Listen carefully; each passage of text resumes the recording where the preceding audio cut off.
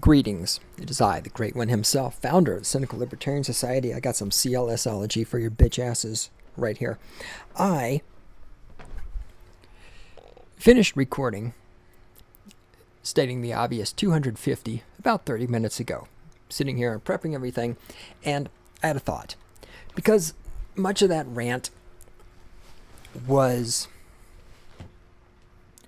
about why women are not equal.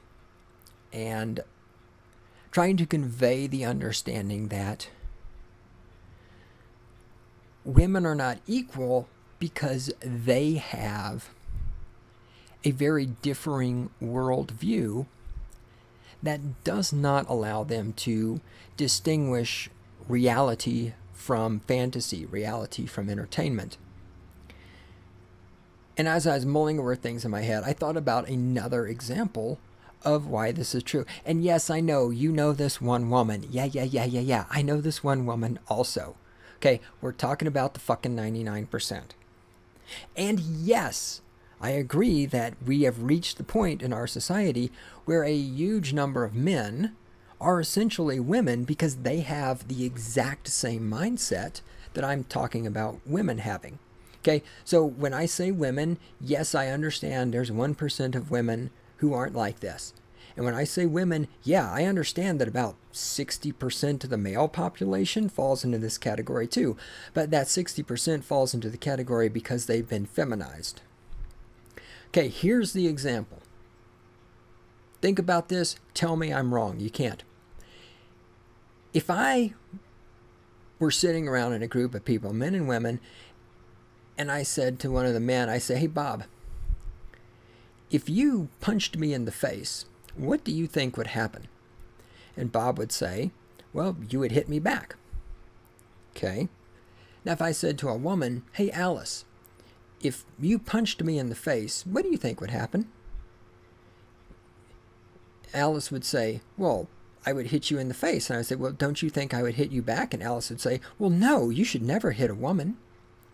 And this is the exact mentality that women, Femistatists, and white knights have.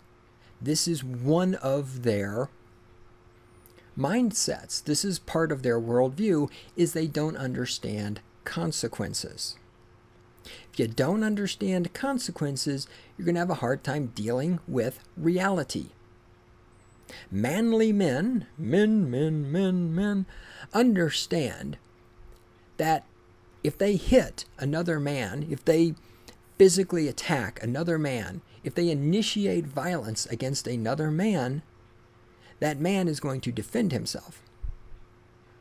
Women and white knights, Femistatists and white knights, I should more accurately say, believe that Femistatists should be allowed to initiate aggression against men. For example, the free slaps for cisgendered white men.